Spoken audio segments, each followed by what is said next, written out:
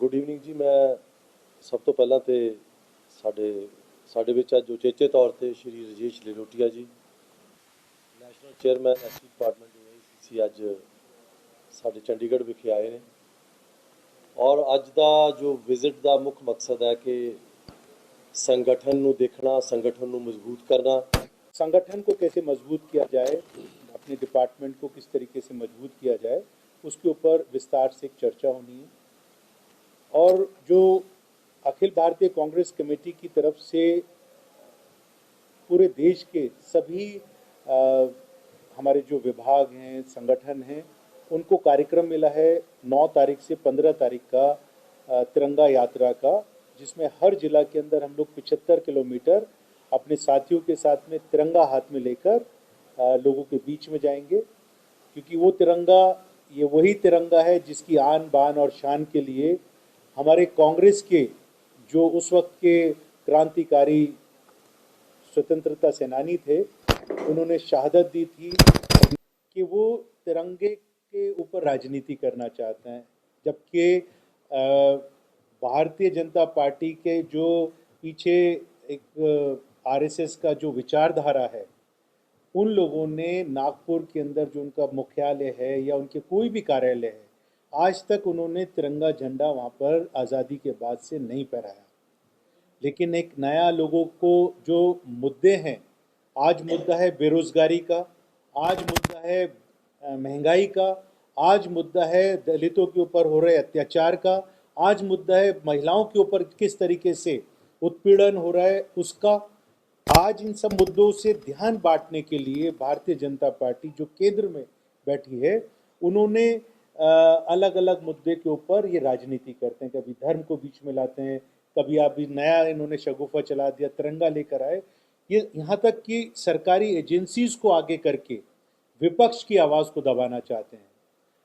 तो मैं ये बताना चाहता हूँ कि जो देश है, ये बाबा साहब भीमराव अंबेडकर के संविधान जो उन्होंने लिखा था उससे चलता है।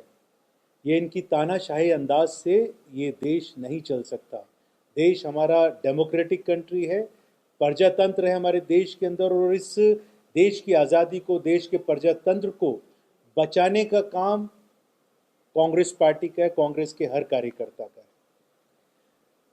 जहाँ तक पंजाब के अंदर अभी मौजूदा सरकार है आम आदमी पार्टी, क्योंकि मैं दिल्ली से संबंध रखता हूँ, दिल्ली में मैं विधायक रहा हूँ, 15 साल वहाँ पर कांग्रेस पार्टी की सरकार रही, शीला दीक्षित जी मुख्यमंत्री रही थी। उन 15 सालों के अंदर दिल्ली के अंदर चहुमुखी विकास हुआ था। लेकिन झूठ का सहारा लेकर कुछ इस तरीके से सामाजिक संगठन का नकाब पहनकर लोगों के बीच में गए, लोगों को गुमराह किया, झूठे वायदे किए, और उन वायदों की बिना के ऊपर लोगों को भ्रमित करके वोट लेकर सरकार में आ गए थे केजरीवाल ने। क्योंकि लोगों से वायदा किया था तो लोगों को जाहिर सी बात है उम्मीद भी बहुत सारी थी दिल्ली के अंदर शायद जो शीला दीक्षित जी ने इंफ्रास्ट्रक्चर बनाया था उससे बेहतर कुछ बनाएंगे। उस वक्त में जब हम 15 साल दिल्ली में सरकार में थे, मैं उस कैबिनेट का हिस्सा था, शीला जी के साथ में हम लोग वो पूरी डेवलपमेंट जो पूरी दिल्ली की हुई थी उसका एक हिस्सा था मैं। तो मुझे मालूम है कि हमने, चाहे वो सरकारी स्कूल रहे हों, हॉस्पिटल्स रहे हों, डिस्पेंसरीज रही हों, फ्लाईओवर्स रहे हों, मेट्रो का इंट्रोडक्शन रहा हो, जो दिल्ली को हरा भरा करने का जो एक कार्यक्रम हम लोगों ने चलाया था, उस वक्त में पॉल्यूशन चरम सीमा पर था दिल्ली के अंदर। अगर हम लाल बत्ती के ऊपर कभी खड़े हो जाते थे तो मुंह के ऊपर कालोस लग जाती थी, उतना पॉल्यूशन था। उस पॉल्यूशन को ख़त्म करने का काम CNG की पूरी बसों का फ्लीट इंट्रोड्यूस शीला दीक्षित जी की सरकार, कांग्रेस सरकार ने किया था। लेकिन लोगों को गुमराह किया, लोगों को कहा कि हम बिजली माफ़ कर देंगे, पानी के दाम हाफ कर देंगे, 20,000 लीटर फ्री पानी देंगे। आज दिल्ली में जाके देखिए, दिल्ली के अंदर लोगों को पेट की बीमारी पानी की वजह से जो आज जूझना पड़ रहा है, लोग त्राही कर रहे हैं। आज जो इन्होंने वायदा किया था कि हम 200 यूनिट फ्री देंगे दिल्ली के अंदर, वो सारा का सारा उन्होंने क्या एक इश्तिहार निकाला और कहा कि जो दे सकता है वो तो बिजली का बिल दे और बाकी हम जो है इसको स्क्रैप कर रहे हैं। उन्होंने पूरा वो 200 यूनिट फ्री जो बिजली का घोषणा की थी उसको उसने हटा दिया। वही उसी तरीके से मैं पंजाब के लोगों के ऊपर बड़ा गर्व महसूस होता था, सिर्फ दिल्ली वालों को नहीं, पूरे देश भर के लोगों को, पूरे विश्व को। पंजाब की पंजाबियत की पहचान थी पूरे देश के अंदर और पूरे विश्व के अंदर। लेकिन बड़े अफसोस की बात है, पंजाब को और पंजाब की पंजाबियत को भी गुमराह करने का काम और भ्रमित करने का काम करके सरकार में आने का काम अरविंद केजरीवाल ने किया है। तो अरविंद से मैं ये कहना चाहता हूं कि रिमोट चलाकर पंजाब की जो सरकार चलाने का काम कर रहे हैं, पंजाब के लोग स्वाभिमानी लोग हैं। ये सब जज्बाती लोग जरूर हैं, तभी जज्बात में आकर शायद भ्रमित हो गए और वोट डाल दिया और सरकार बना दी। लेकिन अभी आप देखेंगे कि पंजाब के अंदर जितनी भी अपॉइंटमेंट्स अभी हो रही हैं, वहां पर जो रिजर्वेशन का जो प्रावधान है संविधान के अंदर, उसको पूरी तरीके से खत्म करने का काम अरविंद ने किया है, अरविंद की सरकार और ये भगवत मान की सरकार ने किया है।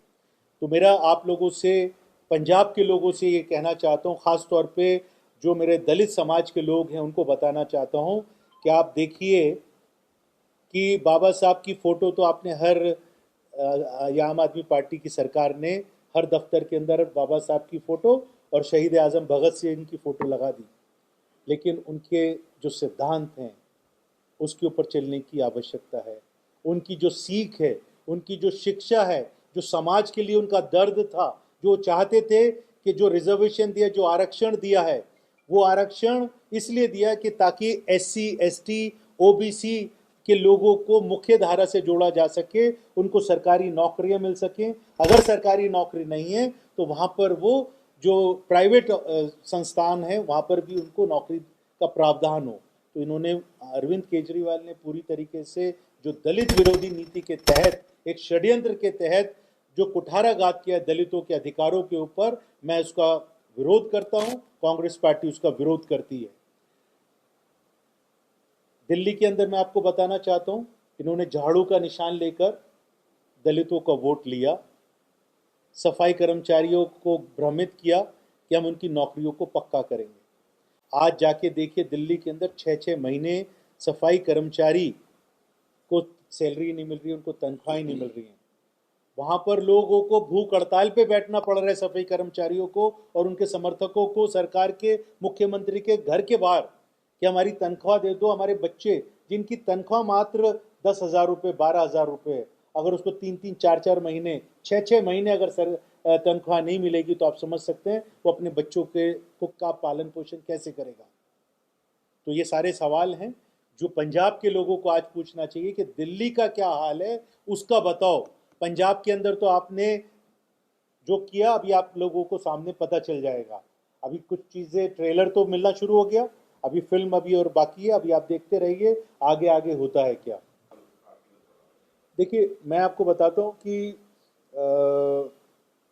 पहले तो जो मैंडेट हमको मिला हम उसको सर माथे पे रखते हैं, वो स्वीकार करते हैं। चुनाव के अंदर हार और जीत चलती रहती है, लेकिन सवाल ये आता है कि लोगों के से जो हम प्रॉमिसेस कर रहे हैं, क्या उन प्रॉमिसेस को जो हमने अपने मैनिफेस्टो में जिनको घोषणा की, क्या उनको पूरा कर पा रहे हैं? आप लोगों को फ्री की बात कर कर, गुमराह कर कर, सिर्फ चुनाव से पहले अलग अलग घोषणाएं कर कर, इश्तिहारों के माध्यम से, अखबारों के माध्यम से, टीवी चैनल्स के माध्यम से अगर आप लोगों को भ्रमित करके वोट लेकर सरकार बना सकते हैं, बनाने का प्रयास करते हैं, तो बहुत ज़्यादा दिन नहीं चलती है। माना कि वो 2 बार सरकार में आ गए और हम आज विपक्ष में हैं, लेकिन हम विपक्ष में भी रहकर हमारे पास में हमारी रिपोर्ट कार्ड है कि जिसको हम दिखा सकते हैं कि 15 साल में कांग्रेस पार्टी ने चहुमुखी विकास किया और जो विकास किया उसकी रिपेयर तक की अभी आम आदमी पार्टी ने नहीं की है। नहीं, ये बिल्कुल ऐसा नहीं है। कांग्रेस पार्टी हमेशा जो जिस चीज़ की घोषणा करती है उसको पूरा करती है, चाहे वो किसानों के कर्जे माफ़ करने की बात हो, चाहे एमएसपी को लागू करने की बात हो, पूरे देश भर के अंदर जहाँ जहाँ पर भी कांग्रेस की सरकार रही है, हमने लोगों के सोशल वेलफेयर को हमेशा ध्यान में रखा है। लेकिन हम लोगों ने कभी झूठे वायदे नहीं किए। आपके सवाल का मैं छोटा सा एक एग्जाम्पल देकर जवाब देना चाहूँगा। जब हम सरकार में थे, क्योंकि हम भी राजनीतिक दल से संबंध रखते हैं, तो हमने माननीय मुख्यमंत्री जो शीला दीक्षित जी हैं उनसे कहा कि अरविंद केजरीवाल बहुत वायदे कर रहा है कि हम फ्री बिजली दे देंगे और फ्री पानी दे देंगे, तो ऐसी घोषणा क्या हम भी कर सकते हैं? हम भी कर देते हैं, क्योंकि हम तो सरकार में, और बाद में देखी जाएगी। तो माननीय मुख्यमंत्री जो शीला दीक्षित जी आज हमारे बीच में नहीं है, उन्होंने कहा कि बेटा जो चीज़ संभव नहीं है वो हम नहीं करेंगे। और चुनाव हारना जीतना एक चीज़ है, लेकिन हम झूठ नहीं बोलेंगे, क्योंकि जो चीज़ हम 5 रुपए की खरीद रहे हैं उसको 3 रुपए की लोगों को कैसे दे सकते हैं? वो जो 2 रुपए का डिफरेंस है, वही 2 रुपए का डिफरेंस शायद ये इंफ्रास्ट्रक्चर को बनाएगा। आज जो मैं कह रहा हूँ कि दिल्ली के अंदर जो सड़कें, जो फ्लाईओवर हमने बनाए थे, उसकी रिपेयर तक की नहीं हुई है। जो न एक, आप पूछिए केजरीवाल से, सवाल कीजिए कि क्या दिल्ली में पिछले 2 बार इसकी सरकार आ गई, क्या एक भी नया स्कूल की बिल्डिंग बनाई है? हमारी बिल्डिंगों के ऊपर वाइट वॉश करके, अंदर फर्नीचर चेंज करके, शिक्षा का जो बता रहे हैं, ढिंढोरा पीट रहे हैं कि मैंने शिक्षा को बेहतर कर दिया। शिक्षा बेहतर खाली फर्नीचर चेंज करने से नहीं होती है। दूसरा, एक नया हॉस्पिटल अगर बनाया हो तो हम राजनीति से रिजाइन करने के लिए तैयार हैं। एक नया हॉस्पिटल बनाया हो, एक नया कॉलेज बनाया हो, एक नया स्कूल बनाया हो, अगर पिछले अपनी जो उसके टेन्योर है सरकार का, अगर एक भी नया फ्लाईओवर बनाया हो तो हम उसको स्वीकार करने को तैयार हैं कि उसने बहुत अच्छा काम किया। तो कहने का मकसद क्या है कि लोगों को भ्रमित किया। मैंने वही तो कहा, मेरे आप पिछले वक्तव्य पे जाएंगे आप, मैंने ये कहा लोगों को भ्रमित करके आप सरकार बना सकते हैं। ਸਭ ਤੋਂ ਪਹਿਲਾਂ ਤੇ ਰਾਘਵ ਚੱਡਾ ਜੀ ਉੱਥੇ ਕਹਿ ਰਹੇ ਸੀ ਕਿ ਮੈਨੂੰ ਲੋਕਾਂ ਨੇ ਚੁਣ ਕੇ ਭੇਜਿਆ। ਇਹ ਰਾਘਵ ਚੱਡਾ ਜੀ ਦਾ ਬਿਲਕੁਲ ਗਲਤ ਬਿਆਨੀ ਹੈ। ਉਹਨਾਂ ਨੂੰ ਲੋਕਾਂ ਨੇ ਚੁਣ ਕੇ ਨਹੀਂ ਭੇਜਿਆ, ਉਹਨਾਂ ਨੂੰ ਦਿੱਲੀ ਵਾਲਿਆਂ ਨੇ ਚੁਣ ਕੇ ਜਿਹੜਾ ਰਾਜ ਸਭਾ 'ਚ ਭੇਜਿਆ, ਪਹਿਲੀ ਗੱਲ। ਔਰ ਦੂਸਰਾ, ਇਹ ਜੋ ਡਰਾਮੇਬਾਜ਼ੀ ਹੈ ਪਹਿਲਾਂ ਤੋਂ ਚੱਲ ਰਹੀ ਹੈ। ਤੁਸੀਂ ਦੇਖਿਆ ਹੋਣਾ ਕਿ ਜਿਹੜਾ ਬਜਟ ਹੈ ਉਹ ਜਨਤਾ ਬਜਟ ਹੈ, ਔਰ ਉਸ ਜਨਤਾ ਬਜਟ ਦੇ ਵਿੱਚ ਵੀ ਅਲਟੀਮੇਟਲੀ ਕੀ ਨਿਕਲਿਆ ਆਪ ਸਭ ਨੂੰ ਪਤਾ। ਔਰ ਮੈਨੂੰ ਤਾਂ ਇਹ ਨਹੀਂ ਵੀ ਮਤਲਬ ਇਸ ਦਾ ਮਤਲਬ ਇਹ ਹੈ ਕਿ ਰਾਘਵ ਚੱਡਾ ਜੀ ਨੂੰ ਜਿਹੜੇ ਉੱਥੋਂ ਦੇ ਜਿਹੜੇ ਇਸ਼ੂਜ਼ ਨੇ ਪੰਜਾਬ ਦੇ, ਇਸ ਦਾ ਮਤਲਬ ਪੂਰਾ ਗਿਆਨ ਨਹੀਂ ਹੈ। ਇਸ ਕਰਕੇ ਲੋਕਾਂ ਨੂੰ ਪੁੱਛਣਾ ਚਾਹੁੰਦੇ ਆ।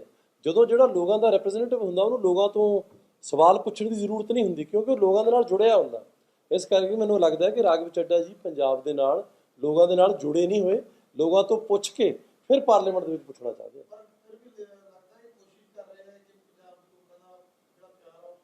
ਆ। ਦੇਖੋ, ਕੋਸ਼ਿਸ਼ ਤਾਂ ਨਹੀਂ ਕਰ ਰਿਹਾ, ਡਰਾਮਾ ਜ਼ਰੂਰ ਕਰ ਰਿਹਾ ਹੈ, ਕਿਉਂਕਿ ਭਗਵੰਤ ਮਾਨ ਜੀ ਨੂੰ ਜੋ ਸੁਪਰਸੀਡ ਕਰਨ ਦੀ ਕੋਸ਼ਿਸ਼ਾਂ ਹੋ ਰਹੀਆਂ। ਜਿਸ ਤਰ੍ਹਾਂ ਸਾਡੇ ਇੱਥੇ ਪੰਜਾਬੀਆਂ ਦਾ ਹਮੇਸ਼ਾ ਇੱਕ ਓਬਜੈਕਸ਼ਨ ਰਹਿੰਦਾ ਸੀ ਕਿ ਜੀ ਕਾਂਗਰਸ ਦੀ ਸਰਕਾਰ ਰਿਮੋਟ ਕੰਟਰੋਲ ਨਾਲ ਦਿੱਲੀ ਤੋਂ ਚੱਲਦੀ ਹੈ, ਅਤੇ ਉਹ ਰਿਮੋਟ ਕੰਟਰੋਲ ਹੁਣ ਤਾਂ ਬੰਦ ਨਹੀਂ ਹੋਇਆ। ਹੁਣ ਲੋਕ ਇਹਨਾਂ ਨੂੰ ਪੁੱਛਣਾ ਚਾਹੁੰਦੇ ਵੀ ਤੁਹਾਡੀ ਸਰਕਾਰ ਜਿਹੜੀ ਹੈ ਉਹ ਰਿਮੋਟ ਕੰਟਰੋਲ ਦੇ ਨਾਲ ਉਹ ਦਿੱਲੀ ਤੋਂ ਚੱਲ ਰਹੀ ਹੈ। ਅਤੇ ਇਹ ਜੋ ਐਕਚੁਅਲੀ ਜੋ ਸਾਰਾ ਡਰਾਮਾ ਰਚਿਆ ਜਾ ਰਿਹਾ, ਸਿਰਫ ਇੱਕ ਰਾਘਵ ਚੱਡਾ ਨੂੰ ਮੇਨ ਸਟੇਜ 'ਤੇ ਪ੍ਰੋਜੈਕਟ ਕੀਤਾ ਜਾ ਰਿਹਾ। ਅਤੇ ਭਗਵੰਤ ਮਾਨ ਨੂੰ ਮੈਨੂੰ ਲੱਗਦਾ ਉਹ ਦਿਨ ਦੂਰ ਨਹੀਂ ਹੈ ਜਦੋਂ ਕੁਛ ਵੀ ਹੋ ਸਕਦਾ। ਦੇਖੋ, ਸਿਮਰਨਜੀਤ ਸਿੰਘ ਮਾਨ ਜੀ ਬੜੇ ਸਤਿਕਾਰਯੋਗ ਮੈਂਬਰ ਪਾਰਲੀਮੈਂਟ ਨੇ। ਜਿੱਥੇ ਤੱਕ ਤਿਰੰਗੇ ਦਾ ਸਵਾਲ ਹੈ, ਬਿਲਕੁਲ ਤਿਰੰਗਾ ਜਿਹੜਾ ਸਾਡੇ ਦੇਸ਼ ਦਾ ਜਿੱਥੇ ਬਹੁਤ ਸਾਡਾ ਮਾਣ ਹੈ, ਸਾਡਾ ਸਤਿਕਾਰ ਹੈ, ਉੱਥੇ ਜਿਹੜਾ ਧਾਰਮਿਕ ਚਿੰਨ੍ਹ ਵੀ ਹੈ, ਨਿਸ਼ਾਨ ਸਾਹਿਬ ਵੀ ਹੈ, ਉਹ ਵੀ ਲੋਕਾਂ ਦੀ ਉੱਥੇ ਸ਼ਰਧਾ ਜੁੜੀ ਹੋਈ ਹੈ। ਅਸੀਂ ਜੋ ਸਿਮਰਨਜੀਤ ਸਿੰਘ ਮਾਨ ਜੀ ਕਹਿੰਦੇ ਆ ਉਹ ਉਹਨਾਂ ਦੀ ਆਪਣੇ ਰਾਏ ਹੋ ਸਕਦੀ ਹੈ।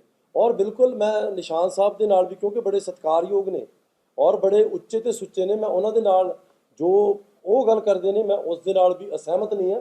ਬਟ ਇਹ ਵੀ ਤਿਰੰਗਾ ਜਿਹੜਾ ਹੈ 15 ਅਗਸਤ ਆਜ਼ਾਦੀ ਦਾ ਸਵਾਲ ਹੈ, ਇਹ ਆਜ਼ਾਦੀ ਦਾ ਦਿਹਾੜਾ ਹੈ। ਤਾਂ ਇਸ ਕਰਕੇ ਅਸੀਂ ਤਿਰੰਗਾ ਯਾਤਰਾ 'ਤੇ, ਜਿਸ ਤਰ੍ਹਾਂ ਸਰ ਨੇ ਦੱਸਿਆ, ਰਜੀਸ਼ ਲਿਲੋਟੀਆ ਜੀ ਨੇ, ਕਿ 75 ਕਿਲੋਮੀਟਰ ਯਾਤਰਾ ਜਿਹੜੀ ਹਰ ਜ਼ਿਲ੍ਹੇ ਦੇ ਵਿੱਚ ਉਹ ਕੀਤੀ ਜਾ ਰਹੀ ਹੈ। बाबा यामीन बंगाली गोल्ड मेडलिस्ट ਤੁਹਾਡੇ ਸ਼ਹਿਰ 'ਚ ਪਹਿਲੀ ਵਾਰ ਅਦਭੁਤ ਸ਼ਕਤੀ ਚਮਤਕਾਰ ਵੇਖੋ। ਦੇਸ਼ ਵਿਦੇਸ਼ 'ਚ ਬੈਠੇ ਸਾਨੂੰ WhatsApp ਤੇ ਵੀ ਕਾਲ ਕਰ ਸਕਦੇ ਨੇ। ਘਰ ਬੈਠੇ 11 ਮਿੰਟਾਂ 'ਚ 101% ਗਰੰਟੀ ਨਾਲ ਸਮਾਧਾਨ। ਵਸ਼ੀਕਰਨ ਅਤੇ ਮੁਠਕਰਨੀ ਦੇ ਮਾਹਿਰ ਸਭ ਤੋਂ ਪਹਿਲਾਂ ਕੰਮ ਕਰਨ ਦਾ ਵਾਅਦਾ। ਨੌਕਰੀ, ਪ੍ਰਮੋਸ਼ਨ, ਕਾਰੋਬਾਰ 'ਚ ਪਰੇਸ਼ਾਨੀ, ਘਰ 'ਚ ਝਗੜਾ, ਬਰਕਤ, ਔਲਾਦ ਕਹਿਣੇ ਤੋਂ ਬਾਹਰ ਹੋਣਾ, ਕੋਰਟ ਕੇਸ, ਤਲਾਕ, ਪ੍ਰਾਪਰਟੀ ਡਿਸਪਿਊਟ, ਗੁਪਤ ਰੋਗ, ਪੁਰਾਣਾ ਦਰਦ, ਪਤੀ ਪਤਨੀ ਚੰਬਨ, ਜਾਦੂ ਟੋਣਾ, ਮਨਮੋਹਣੀ ਵਸ਼ੀਕਰਨ ਕਰਵਾਉਣਾ ਜਾਂ ਤੁੜਵਾਉਣਾ, ਸੌਤਨ ਦੁਸ਼ਮਣ ਤੋਂ ਛੁਟਕਾਰਾ ਸਦਾ ਲਈ, ਰੁੱਸੇ ਨੂੰ ਮਨਾਉਣਾ, ਪਿਆਰ ਮੁਹੱਬਤ। ਬਾਬਾ ਯਾਮੀਨ ਬੰਗਾਲੀ 9643503221।